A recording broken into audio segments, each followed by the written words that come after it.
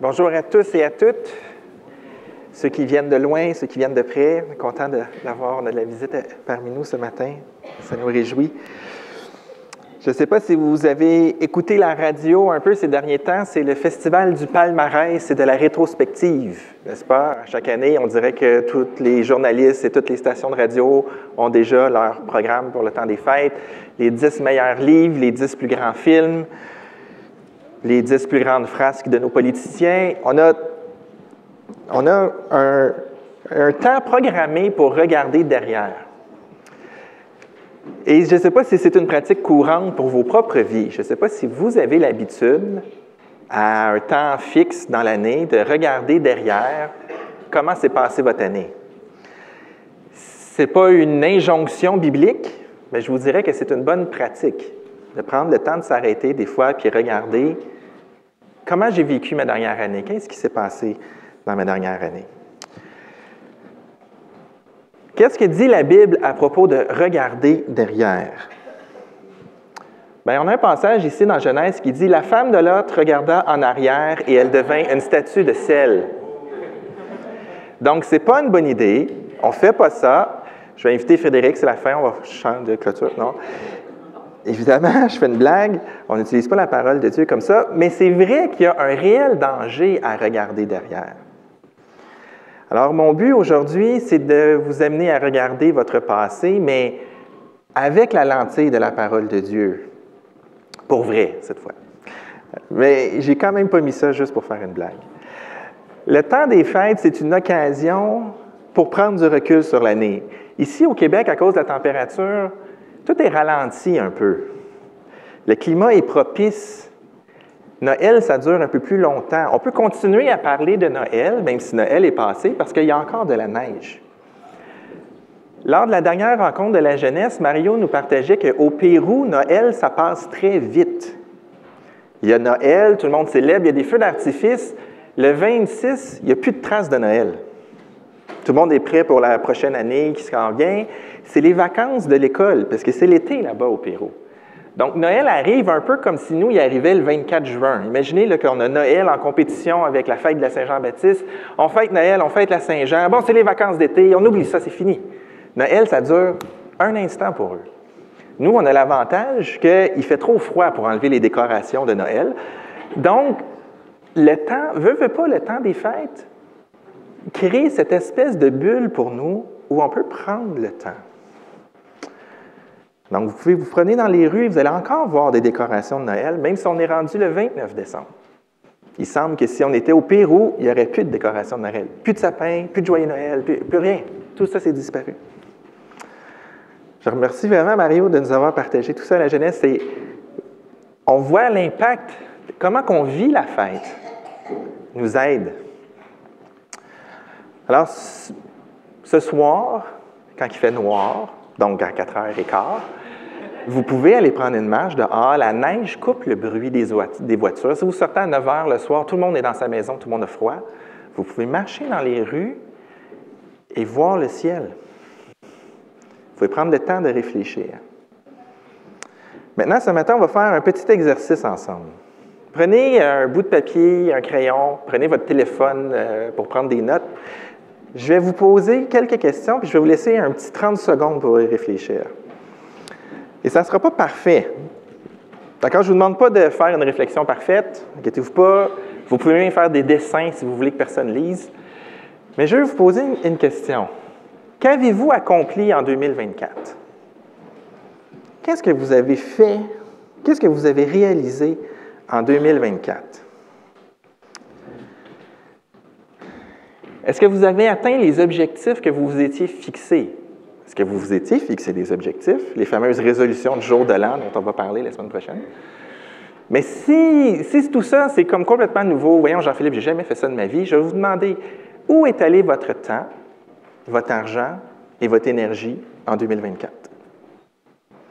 Prenez un petit 30 secondes, ça ne sera pas parfait, inquiétez-vous pas, ce n'est pas grave, vous reprendrez l'exercice plus tard. Mais juste pour que vous ayez une idée, qu'est-ce qui vient tout de suite dans votre esprit? J'ai ma minuterie, je vous laisse un 30 secondes. C'est long, 30 secondes.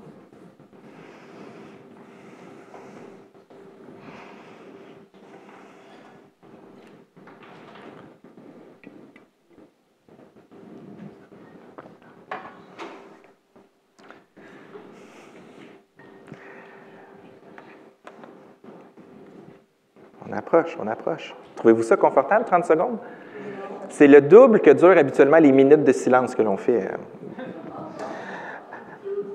Avancer dans notre vie sans prendre des moments comme ça pour regarder le chemin qu'on a fait, c'est un peu imprudent parce que souvent, on arrive à une destination qu'on n'avait pas prévue parce que de toute façon, on n'a rien prévu. Le Saint-Esprit peut vraiment employer des outils comme ça, des moments comme ça, où on se rend disponible. Et ultimement, ce n'est pas un dimanche matin avec plein de monde autour de vous, sans préparation, que vous devriez faire ça. C'est dans un temps de prière avec le Seigneur que vous devriez faire ça. Et laissez-vous plus que 30 secondes. Plein de choses vont remonter dans la présence de Dieu. Notre vie peut ressembler à un labyrinthe. Et les enfants, ce matin, je vais avoir besoin de vous. Je sais que vous n'avez pas d'école du dimanche, donc je vais faire ce que tous les adultes font quand il y a plein d'enfants à leur disposition. Je vais vous exploiter. Donc, je vais vous demander de résoudre des petits jeux. Fait que je ne sais pas si on peut...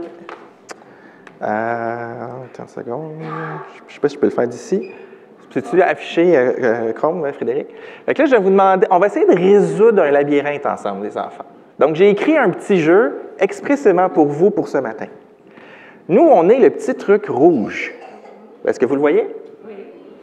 Puis, on veut aller au petit truc vert. Ça, c'est le but. D'accord? Donc, je vais par où? Ah, il y a des enfants. Je vais demander aux enfants là, de participer. Je vais par où, les enfants? Dites-le fort. En haut? OK, je vais où?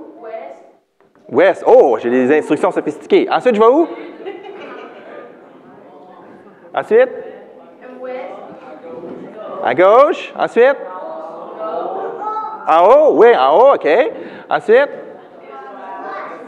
Ici, je fais quoi? Je continue, je vais en bas. OK? Là, vous l'avez, hein? Vous savez le chemin? Là, je m'en vais en haut. Là, je m'en vais à gauche. OK? Wouhou! Ensuite, je fais quoi? OK. Ensuite? À droite. Ensuite? OK. Je suis là. Là, ici, je vais où à gauche? Comme ici? À droite? Votre droite, ma droite. OK, à droite. OK. Oh! OK. OK, OK. Ah, non, non, ici, non, OK. Wouh! On aime ça quand la vie, c'est comme ça, hein? On voit d'où on part et où on va. Mais c'est pas toujours comme ça. Est-ce qu'on peut... je peux-tu le faire ici? Je peux le faire? Là, on a celui-là. Là, il y a des points mauves. Et voyez-vous les petits points mauves?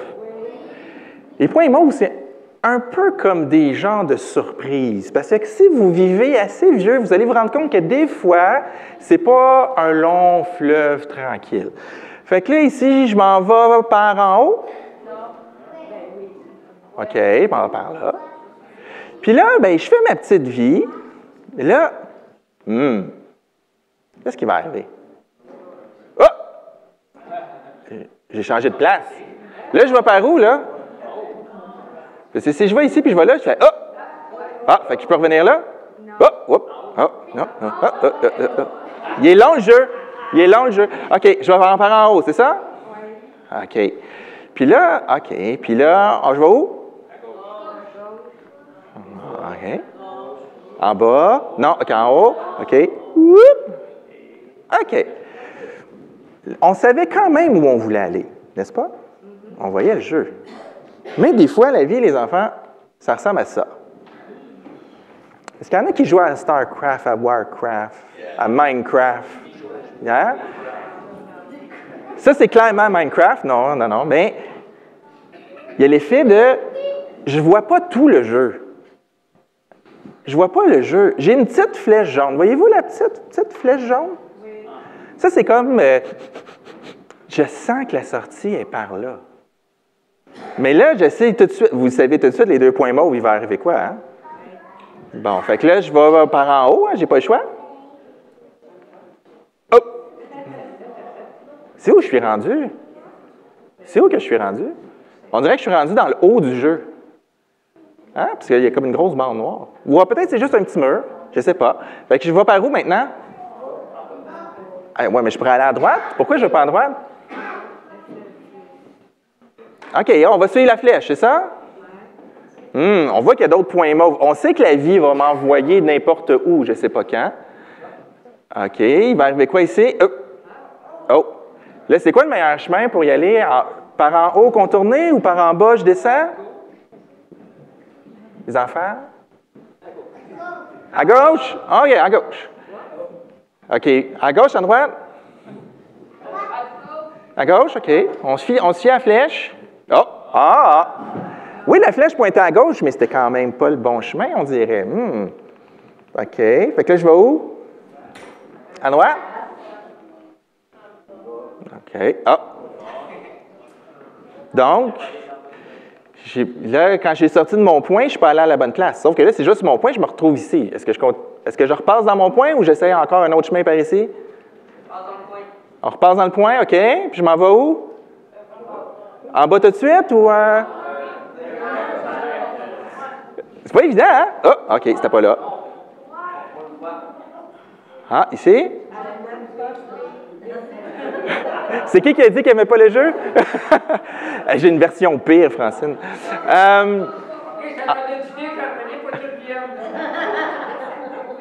OK. Je m'en souviens plus par cœur.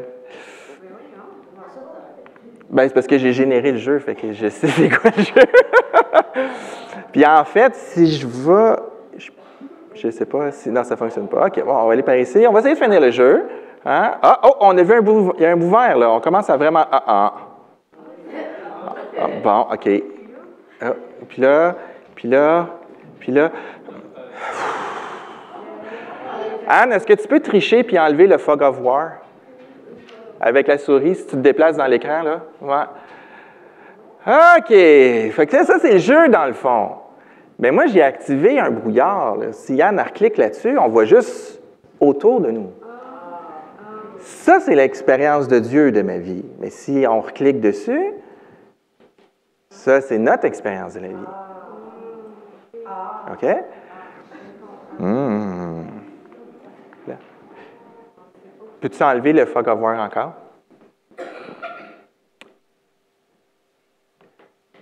Ça peut vraiment être mélangeant. On peut vraiment tourner en rond. Puis en fait, je pourrais même désactiver le traçage du chemin. Des fois, on repasse. Des fois, vous avez vu, je retombais sur un point que j'avais déjà fait parce qu'on voyait le chemin se dessiner en bleu. Mais des fois, si on ne regarde pas en arrière, on ne voit pas qu'on est en train de refaire la même chose qu'on a déjà faite. Sans direction, sans indice, c'est pas facile. Et savez-vous quoi? Je peux même enlever la sortie. Si on clique sur « Afficher la sortie », il n'y a pas de sortie. C'est possible des fois d'être dans un labyrinthe et d'avoir aucune idée la sortie, elle est où. Ah zut, il faut que je le refasse. J'ai pris une petite demi-heure hier pour faire ça.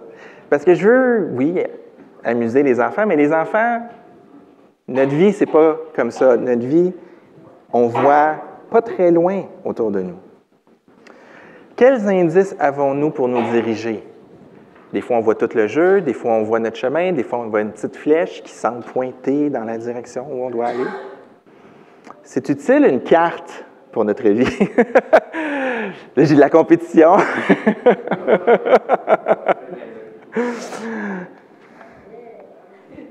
Yeah! Fait que je vous donnerai le code si vous voulez. Vous pouvez aller jouer. Là, j'ai mis ça disponible en ligne si vous voulez. Avec tous les bugs qui vont avec. Là, si je fais ça, est-ce qu'on... ici, je ne peux pas revenir sur la prédication. J'aimerais regarder une carte que la parole de Dieu nous donne. Et peut-être que ça va vous surprendre, mais c'est le psaume 19.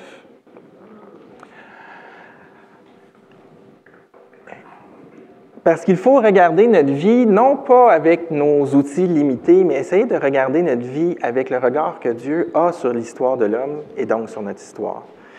Et je vous ai déjà parlé du psaume 19 dans une prédication comme celle-ci, en fin d'année, en 2021, et on va regarder le psaume différemment un peu ce matin. J'aimerais lire le psaume 19 avec vous.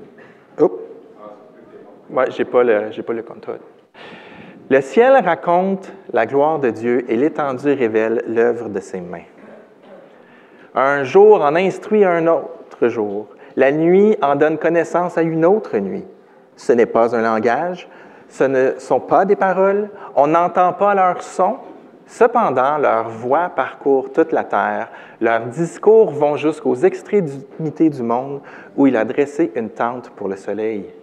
Et le soleil, pareil à un époux qui sort de sa chambre, s'élance dans la course avec la joie d'un héros. Il se lève à une extrémité du ciel, termine sa course à l'autre extrémité du ciel. Rien n'échappe à sa chaleur. La loi de l'Éternel est parfaite, elle donne du réconfort. Le témoignage de l'Éternel est vrai, il rend sage celui qui manque d'expérience. Les décrets de l'Éternel sont droits, ils réjouissent le cœur. Les commandements de l'Éternel sont clairs, ils éclairent la vue. La crainte de l'Éternel est pure, elle subsiste pour toujours. Les jugements de l'Éternel sont justes, ils sont plus précieux que l'or, que beaucoup d'or fin. Ils sont plus doux que le miel, même le miel qui coule des rayons. Ton serviteur aussi est éclairé par eux, et pour celui qui les respecte, la récompense est grande. Qui discerne ses erreurs? Pardonne-moi celles que j'ignore. Préserve aussi ton serviteur du sentiment d'orgueil, qu'il ne domine pas sur moi.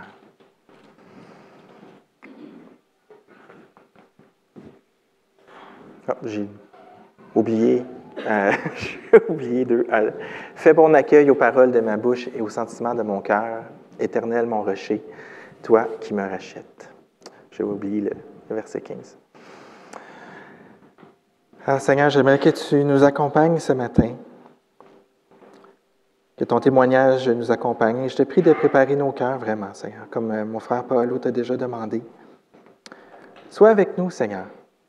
Que cet exercice ensemble dans ta parole ce matin nous fasse du bien. Pour ta gloire et pour notre bien, Seigneur. Amen. Et le psaume 19, ce qu'il nous dit, c'est que Jésus est le parfait témoin de Dieu.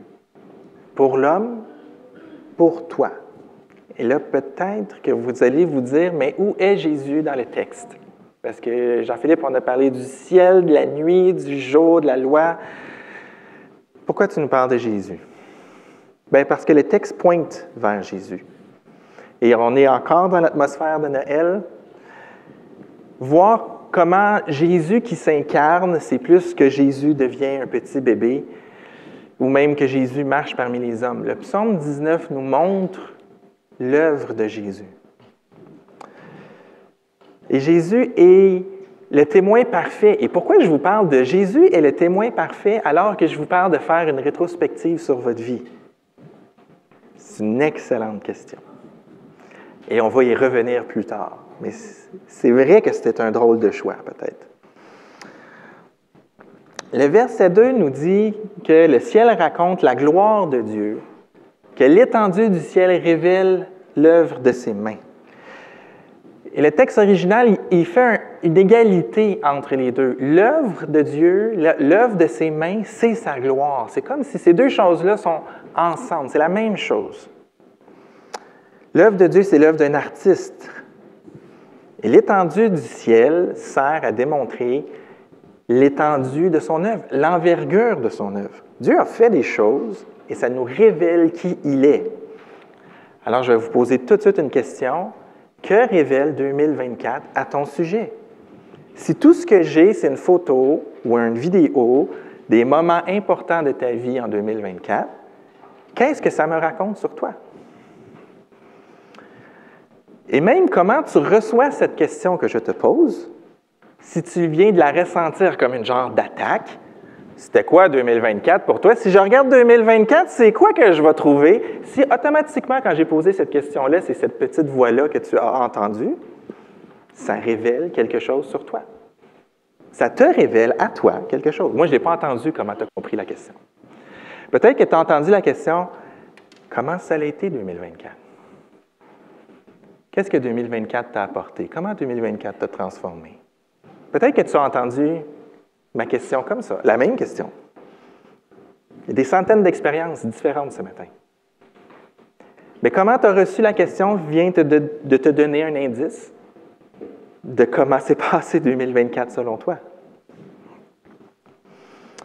Il faut faire attention de ne pas projeter dans la question votre propre évaluation de l'année. On va essayer de la faire avec la parole de Dieu.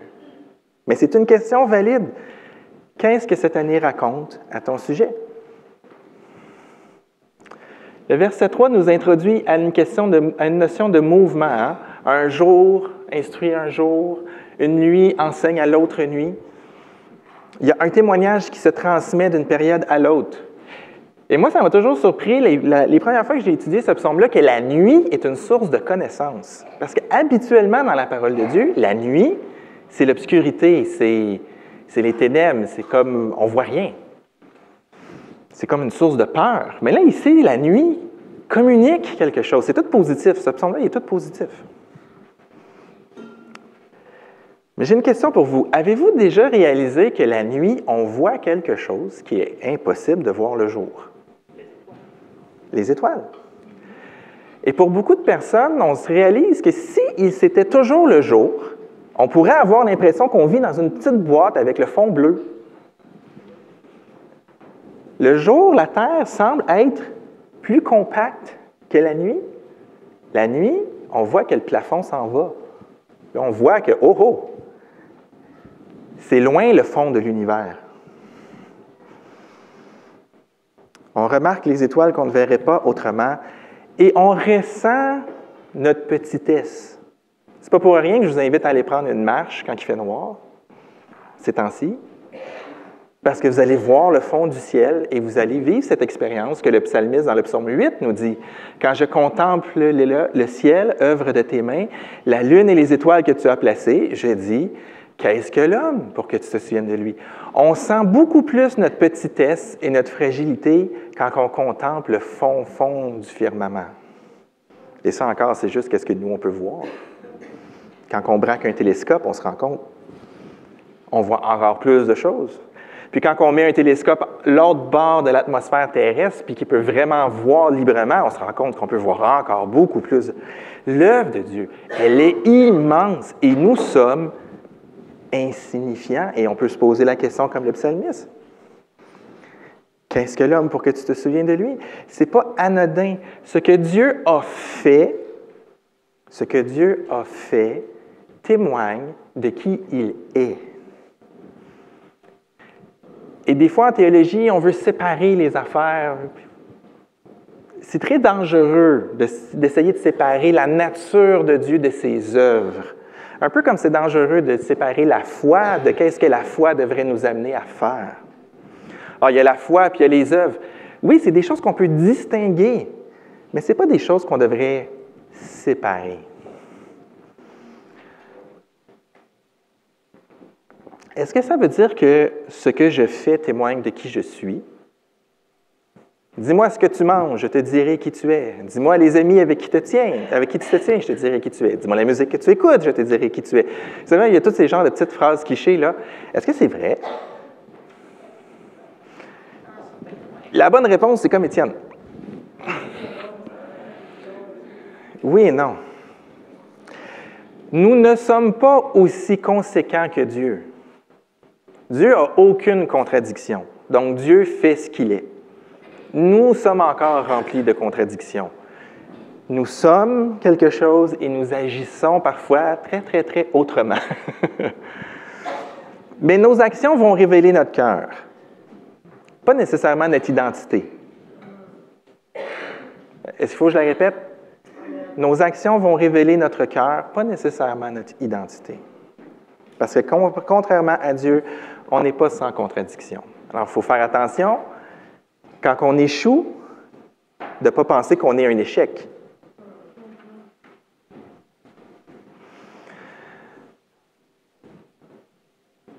Et c'est beau dans le psaume parce qu'il n'y a pas de voix, il n'y a pas de bruit dans le discours du ciel et du jour et de la nuit, mais il y a un discours. Le psaume 19 nous parle sans cesse de témoignages. Toute la création rend témoignage. Elle est en train d'enseigner, elle est en train de parler, elle est en train d'expliquer des choses. C'est la sagesse de Dieu qui est là. Même leur voix parcourt toute la terre. Toute la terre reçoit la sagesse de Dieu. Et à la fin, il y a un nouveau personnage qui arrive. Il y a le jour et la nuit au début. Et là, il y a le soleil qui arrive. Et qu'est-ce qu'il fait, le soleil? Il est comme un époux. Il est comme un héros. Le gars vaillant qui sort, le fiancé qui sort de sa chambre pour aller chercher sa fiancée. C'est une gazelle, il s'en va chercher son épouse. C'est un héros, c'est un guerrier qui s'en va à l'œuvre sur le champ de bataille. Et encore là, l'ardeur, la force, la détermination, ce soleil-là donne la chaleur, il donne la vie, et il n'y a rien qui échappe au travail de ce héros. Ce témoignage-là que le soleil fait, l'œuvre que le soleil est en train de faire, n'a subi aucun échec. Toute la terre, il n'y a rien qui échappe à la lumière vivifiante, à la chaleur vivifiante du soleil. Et vous savez que dans les nations autour d'Israël, au moment où ça s'est écrit, le soleil est une sorte de divinité. Soit que c'est carrément un dieu, ou soit que un des dieux prend la forme du soleil. Pas qu'il s'incarne en soleil, qui prend une forme de soleil. Mais ici, le soleil, c'est juste un pion dans l'œuvre de Dieu. Quelqu'un qui est en train de rendre témoignage, de faire exactement ce que Dieu lui a demandé. Fidèlement. Le soleil ici n'a pas un rôle mécanique. Il a un rôle de témoin. Il témoigne de la lumière de Dieu. Il fait briller la création. Il fait rendre l'œuvre de la création visible. Tantôt, je disais que si on était toujours dans le jour, on ne verrait pas le fond de l'univers. Si on était toujours la nuit, on serait tous morts. S'il n'y avait pas de soleil, il n'y aurait pas de vie sur Terre. On ne mangerait pas, on ne respirerait pas, on n'aurait pas de pétrole, on n'aurait pas d'énergie solaire, on n'aurait pas d'énergie éolienne, on n'aurait pas... Le cycle de l'eau fait fonctionner l'hydroélectricité. Si on n'a pas le soleil, il nous reste juste le nucléaire sur Terre pour fonctionner.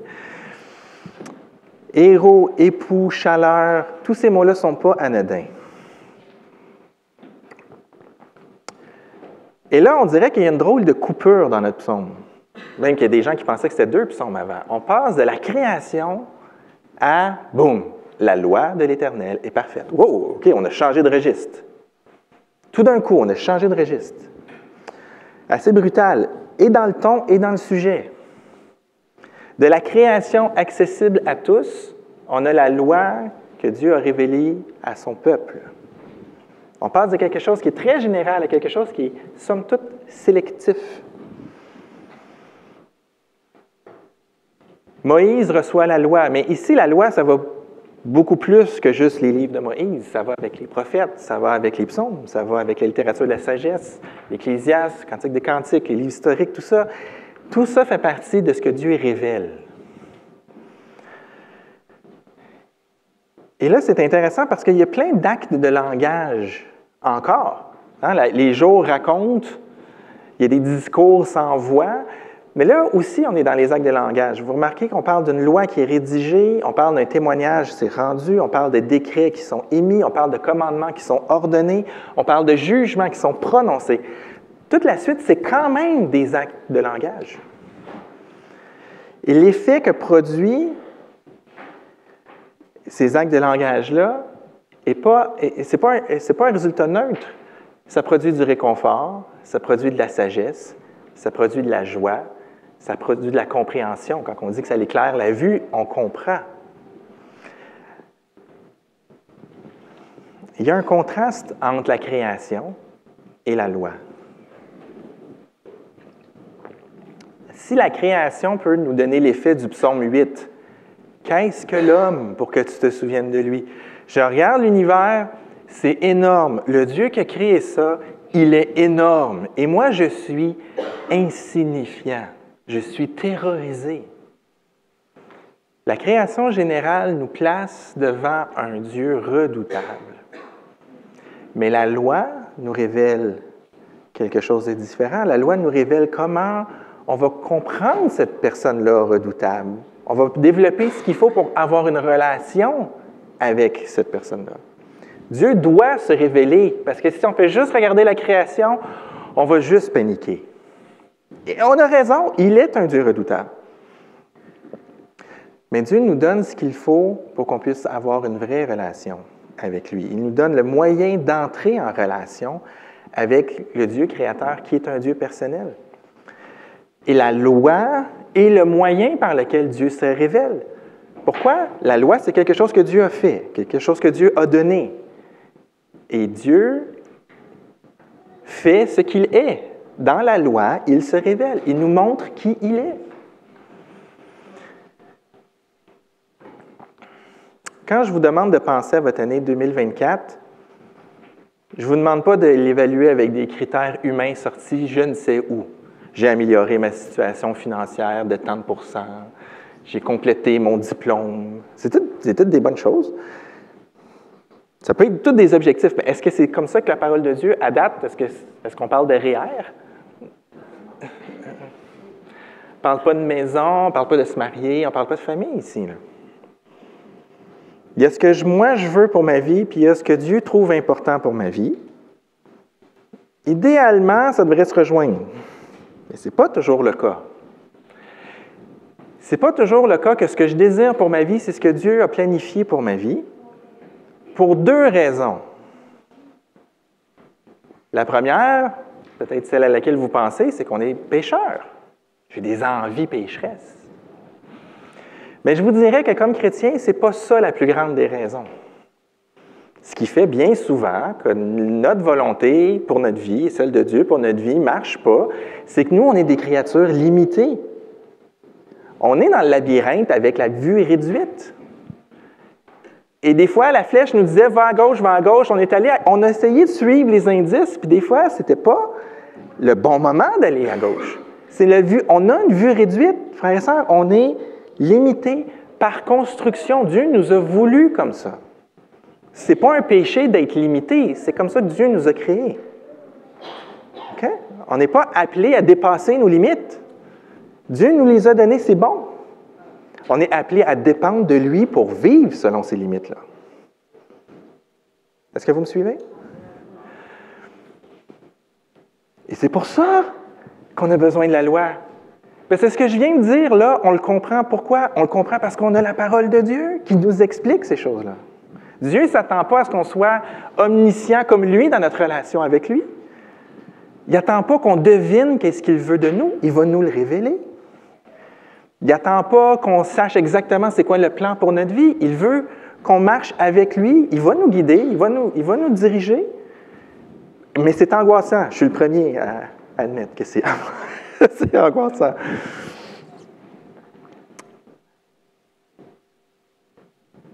Le verset 10 et 11 nous parle de la crainte de Dieu. Connaître Dieu et sa sagesse, c'est précieux. C'est plus précieux que l'or, parce que ça donne une direction pour nos vies. Dans la loi, on a qu'est-ce que Dieu aime, qu'est-ce que Dieu n'aime pas, qu'est-ce que Dieu attend de nous, qu'est-ce que Dieu veut qu'on évite de faire. Il y a le genre d'affection que Dieu voudrait qu'on développe. Il veut qu'on devienne des gens compatissants comme lui. Il veut qu'on devienne des gens généreux comme lui. Il y a les attentes de Dieu dans la loi. C'est précieux, mais ça peut devenir exigeant. Le verset 11 nous dit que c'est précieux, mais le verset 11 ne finit pas là. Parce que si on a juste la loi et les exigences de Dieu, on peut retomber dans l'effet qu'on a en regardant la création. Les exigences de Dieu sont tellement hautes. Et ce Dieu-là est tellement saint. Et ce Dieu-là est tellement inflexible dans un sens. Il ne change pas, il n'y a pas de contradiction. Donc oui, j'étais petit devant les étoiles, mais depuis que mon pasteur m'a demandé de regarder l'année qui vient de passer, je me rends compte que je suis petit devant la sainteté de Dieu. Et si ça ne vous donne pas un nœud dans l'estomac, je ne sais pas qu'est-ce qui pourrait le faire. Mais je sais ce qui pourrait le faire. La suite du verset 11. Oh! OK? Les choses se sont déplacées. Mais remarquez ici, j'ai essayé d'encadrer les mots, mais là, le changement d'ordinateur a fait que les choses sont plus alignées. Mais parfait, pur, vrai et juste. Il n'y a rien d'approximatif. C'est le standard de Dieu. Beaucoup mieux que mes boîtes. Les choses de Dieu arrivent aux bonnes places. Est-ce qu'on est prêt à faire face à un Dieu parfait, pur, vrai et juste? Mais le verset 11 nous dit que tout ça, c'est plus doux que le miel. Comment des exigences, comment des choses qui peuvent me disqualifier peuvent devenir plus doux que le miel? Plus doux que le miel. C'est pas juste un petit flafla de langage pour faire « Ah, la loi de l'Éternel, elle est bonne. » Oui, c'est de la poésie, mais l'intention est de dire « Tout ça, c'est parfait et tout ça, c'est doux, c'est bon pour moi. »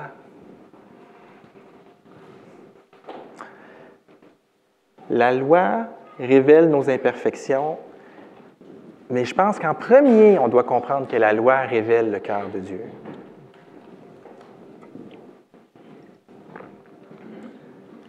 Quand vous regardez votre année, vous ne l'avez pas vécu sans Dieu. Peut-être que vous l'avez vécu sans penser à lui, peut-être que vous l'avez vécu sans trop considérer son travail dans votre vie, mais vous ne l'avez pas vécu sans lui parce que lui, il est là.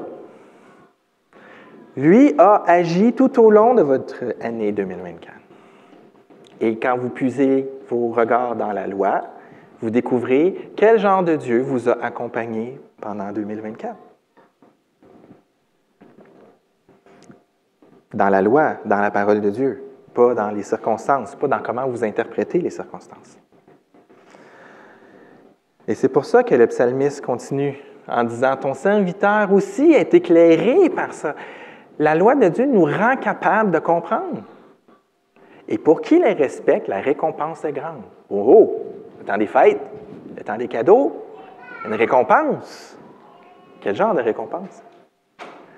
À ce stade-ci, quel genre de récompense est-ce qu'on peut s'attendre à méditer les jugements et la loi de Dieu? C'est pas financier, c'est pas matériel, c'est pas social, évidemment. On dirait que la récompense s'en vient. Qui discerne ses erreurs? C'est ça la récompense. Ta liste d'erreurs. What?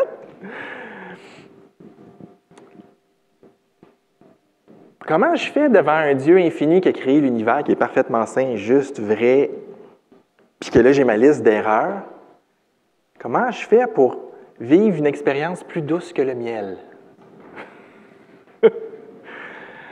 Pardonne-moi celle que j'ignore. Comment le psalmiste peut dire ça alors qu'on vient de parler d'un Dieu incroyable?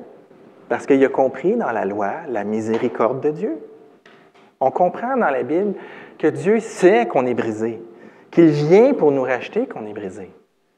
Ça fait partie de son projet depuis le début, d'être avec nous dans nos faiblesses, de nous transformer, de ne pas nous laisser là. Il n'est pas étonné qu'on pêche. Il est triste, il est offusqué, il est offensé du péché. Mais il n'est pas désamorcé, il n'est pas désarçonné, il n'est pas surpris. On comprend à la fois la sainteté de Dieu et on comprend à la fois sa compassion et sa miséricorde. C'est ça la récompense. On ne fait pas toujours ce que le Seigneur nous demande. On ne fait pas toujours ce que le Seigneur nous demande. Et tantôt, quand je vous ai dit la question, pourquoi parler de Jésus qui est un témoin parfait quand on essaie de penser à l'année qui vient de passer, c'est le bout le plus compliqué de la prédication, fait que je vais prendre une gorgée de café. Réveillez-vous, étirez-vous, je vais avoir besoin de toute votre attention. Parce que si je peux réussir par l'Esprit de Dieu à vous communiquer ça, ça va être, je pense, vraiment transformateur. Parce que je vous partage quelque chose qui, moi, me tient debout. Dans notre texte, la création témoigne de la gloire de Dieu, de la sagesse de Dieu, de sa sainteté. Et quand Jésus vient s'incarner, Il ne reste pas petit bébé. Je ne le prendrai pas, j'ai dit je ne le prendrai plus. Quand Jésus vient s'incarner, il fait exactement la même chose. Il fait la même chose que le jour, la nuit, le soleil, il fait la même chose que la loi. Jésus vient accomplir ce témoignage-là envers nous et en plus de faire quelque chose pour Dieu. La vie terrestre de notre Seigneur, dès sa conception, dès l'incarnation, témoigne de la gloire, de la sainteté et de la sagesse de Dieu. Je ne répéterai pas tout ce que j'ai dit lors de notre célébration de Noël, mais l'incarnation, c'est vraiment, vraiment plus que juste Jésus devient un petit enfant. Ça a vraiment des ramifications profondes. Pour saisir ce qui est important dans notre vie, il faut d'abord comprendre qu'est-ce qui est important aux yeux de Dieu. Si vous jouez une partie de Monopoly, puis vous jouez avec quelqu'un que tout ce qu'il veut, c'est mettre une maison sur la promenade, c'est fantastique, il va perdre la partie. Parce que ce n'est pas ça le but du jeu. Si on cherche des choses importantes dans nos vies, mais que ce ne sont pas celles que Dieu recherche pour nous, on va travailler très, très fort dans la très, très mauvaise direction. Jésus s'incarne pour montrer aux hommes deux choses. Il veut nous montrer qui est Dieu, parce que l'incarnation de Jésus, c'est un œuvre de Dieu. Et on comprend qui Dieu est en regardant qu'est-ce qu'il fait. Le genre de Dieu qu'on a, c'est le genre de Dieu qui est prêt à s'incarner pour vivre ce qu'on vit. Il nous révèle qui est Dieu, mais Jésus nous révèle c'est quoi un homme. Un vrai. Avec des tatous et une moto. Non. Jésus, s'il y a un vrai homme qui a existé, c'est lui. Mais il n'a pas seulement fait ça. Il a accompli la loi, il donne la naissance de l'Église. Tout ça, c'est des choses qui sont très importantes pour Dieu, pour l'humanité. Donc, techniquement, nos vies devraient tourner autour de ça. Mais je sais que certains d'entre vous, vous avez des gros projets de vie en ce moment. Certains, ça ne fait pas longtemps que vous êtes arrivés ici. Vous êtes en mode, il faut qu'on se construise une façon de vivre ici avec des enfants, des petits, des plus grands. Pour d'autres, vous êtes aux études. Pour d'autres, vous êtes en plein milieu de démarrer une famille. Vous êtes à toutes sortes d'endroits. Pour d'autres, c'est votre santé qui vous donne des défis incroyables. On a les adolescents que leur projet, c'est de trouver ça va être quoi leur projet de vie. C'est des grosses. Tout le monde ici est à des points charnières dans vos vies, tout le temps. Certains d'entre vous ne connaissez pas encore vraiment c'est qui Jésus. C'est un nom, c'est un personnage, c'est quelqu'un de bien, c'est quelqu'un de sage. Vous n'avez pas encore eu une vraie rencontre avec Jésus. C'est probablement ça le projet le plus important de votre vie. Si vous vous identifiez dans « Ouais, moi je ne suis pas trop sûr, c'est qui Jésus », lâchez tout le reste, OK? Trouvez c'est qui Jésus. Je ne sais pas si vous aviez noté sur une petite feuille, comme je vous l'ai demandé tantôt, sur votre téléphone. J'aimerais que vous la regardiez.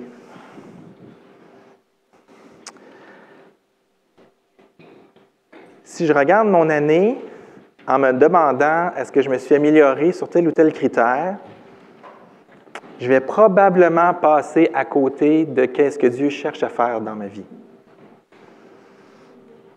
Mais en regardant ce que vous avez écrit, puis vous pourrez le recommencer plus tard, demandez-vous, j'ai une question bizarre, demandez-vous, ça change quoi que Jésus est venu s'incarner dans cet objectif-là? Genre, est-ce que j'aurais le même regard sur mon année si Jésus n'était jamais venu? Est-ce que la présence de Jésus change de quoi à la façon dont vous évaluez ce qui s'est passé? Et je ne dis pas ça pour être culpabilisant. On n'est pas habitué de réfléchir comme ça. Ce n'est pas ça mon but. On est assuré de l'amour de Dieu, d'accord? Donc, si on fait plein de niaiseries, on est assuré de l'amour de Dieu, OK? Donc, faites cet exercice-là. Vous n'avez rien à prouver à personne. Dieu a déjà prouvé qu'il vous aimait. Vous êtes en sécurité. Soyez honnête dans ce travail-là. Si ce que je trouve important dans ma vie n'a rien à voir avec ce que Jésus est venu faire sur terre, si ce que moi je trouve important de faire dans ma vie n'a rien à voir avec la mission de Jésus sur terre, est-ce que je m'occupe vraiment des choses importantes?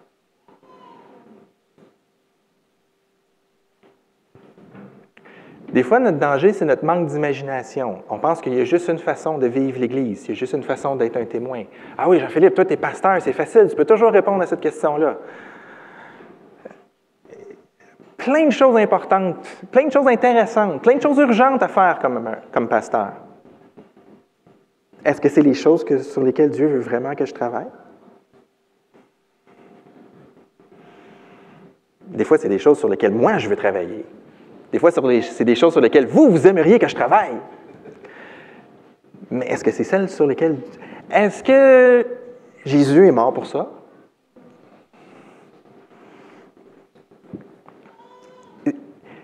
C'est tough comme question, là. C'est un rasoir très, très, très brutal. Okay? Mais je ne le dis pas pour vous. Je ne veux pas mettre de la culpabilité. Ce n'est pas ça mon but. Si le Saint-Esprit fait ça, c'est sa job. Mais moi, ce n'est pas ça mon but. Mais on n'est pas habitué de réfléchir comme ça. Mais il faut se poser la question, est-ce que je suis capable de reconnaître comment Dieu a transformé ma vie? Parce que lui, c'est ça qu'il fait. 2 Corinthiens nous dit qu'on est transformé de gloire en gloire. Lui est en train de travailler. De la même façon que le jour parle un jour, qu'une nuit parle une nuit, puis qu'un soleil fait le tour de la terre pour répandre... C'est comme ça que lui, il travaille. Lui, il est sans relâche. Il ne dort pas. On a un Dieu qui ne dort pas. Fait que lui, il veut travailler dans ta vie. Donc, il travaille dans ta vie. La question, c'est, es-tu capable de le reconnaître? Si tu regardes ton année en te disant, j'ai commencé un nouveau travail, c'est une façon. Félicitations, gloire à Dieu. Qu'est-ce que Jésus a à voir là-dedans? Est-ce que Jésus est venu mourir sur une croix pour que tu aies une job? Allez, Jean-Philippe, c'est important, il faut que je mange. Oui. Est-ce que c'est pour ça que Jésus est venu mourir? Ah, j'ai vu la bonté de Dieu. Quand j'ai obtenu ce travail-là, j'ai vu la bonté de Dieu. Ah! Ça, c'est un changement? Ça, c'est un fait saillant. Cette année, j'ai vu la bonté de Dieu. Il m'a rendu capable de le voir. C'est vrai. Si tu as eu ta job et tu n'as jamais pensé que Dieu avait fait ça, c'est le bon moment de se rendre compte. Seigneur, je ne suis pas attentif à ce que tu es en train de faire dans ma vie. Est-ce que vous voyez où est-ce que j'essaie de vous amener? C'est pas que la vie chrétienne, c'est comme ultra spirituel. Là. Comme qu'on est toujours dans la mission. Dieu est avec nous tout le temps. Est-ce qu'on peut le voir tout le temps? Il nous travaille, il nous pousse. Il essaie de rendre des choses qui sont figées dans nos vies. Il essaie de nous donner de la mobilité. Il essaie de nous rendre capables de vivre ce qu'il veut qu'on vive. Fait que le défi, c'est de le voir. Puis là, des fois, vous allez vous rendre compte que, OK, finalement, si vous faites cet exercice-là dans la prière, vous allez voir que moi, j'ai poussé, Seigneur, toute l'année dans une direction, puis je me rends compte que toi, tu as travaillé dans une autre. Amen! Amen! Commencez à profiter de ce travail que Dieu est en train de faire dans vos vies. C'est possible de regarder derrière et de se lamenter. Seigneur, j'ai pris telle décision dans ma vie pour toi et ça l'a vraiment mal viré. Puis là, je regarde, puis Seigneur, je m'ennuie de ces choses-là que j'ai laissées. Ça, c'est le texte de Genèse avec la femme de Lot, qui est triste de quitter une ville remplie de péchés parce qu'elle avait des choses qu'elle aimait, alors que Dieu les délivrait d'une ville avant de la détruire. Elle a regretté les choses mauvaises qu'elle aimait.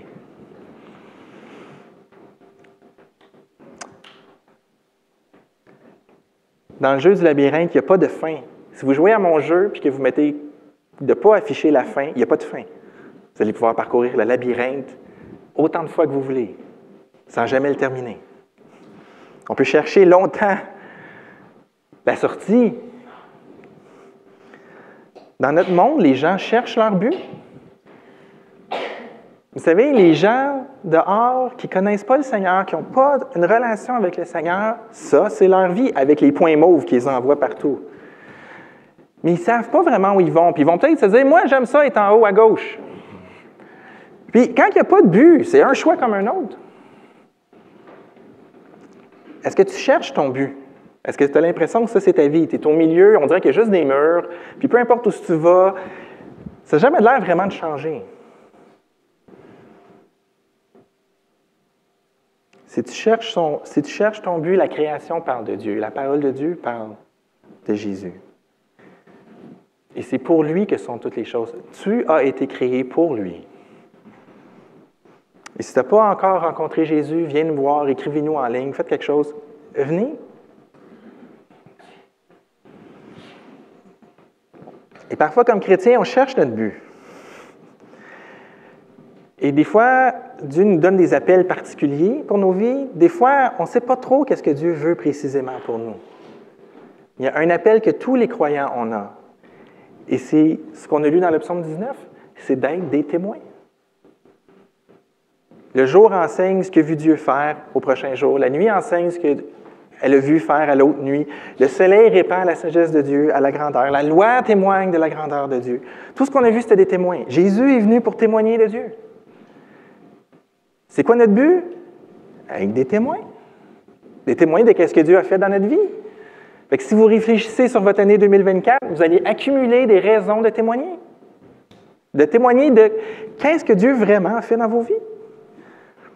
À l'Église du Lac-Saint-Louis, notre énoncé de vision, c'est « Vivre en enfant de lumière pour être un repère dans les ténèbres ». N'est-ce pas? On vit dans un monde qui a besoin de lumière. Et vous en êtes. Comme le ciel de la nuit nous permet de voir les étoiles, la noirceur de notre monde est éclairée par chacun de vous. Par votre vie, vous amenez cette lumière qui est venue dans le monde, qui éclaire les hommes. Alors oui, je vous invite à prendre un temps pour réfléchir sur votre année 2024. Je ne sais pas encore comment je vais faire ça la semaine prochaine. On va essayer de regarder par en avant maintenant. Priez pour moi. Mais de grâce, placez-vous comme le psalmiste à la fin du psaume. Placez-vous sous la miséricorde de Dieu. Vous êtes en sécurité dans l'amour de Dieu. Vous avez tout ce qu'il faut pour regarder le plus brutalement possible, le plus honnêtement possible, je vais dire ça comme ça, mais ça va être brutal. Fait que le plus honnêtement possible, qu'est-ce qui s'est passé? Comment Dieu a agi? Et si vous le faites dans la prière, Dieu va vous révéler qu'est-ce qu'il a fait. Soyez pas écrasés par une mauvaise année, soyez pas enflés. Le psalmiste demande d'être protégé de l'orgueil. Soyez pas enflés par une bonne année, mais demandez à Dieu de vous éclairer pour que vous puissiez regarder au travers la lentille de Jésus votre vie. Bonne réflexion et que le Seigneur vous bénisse abondamment.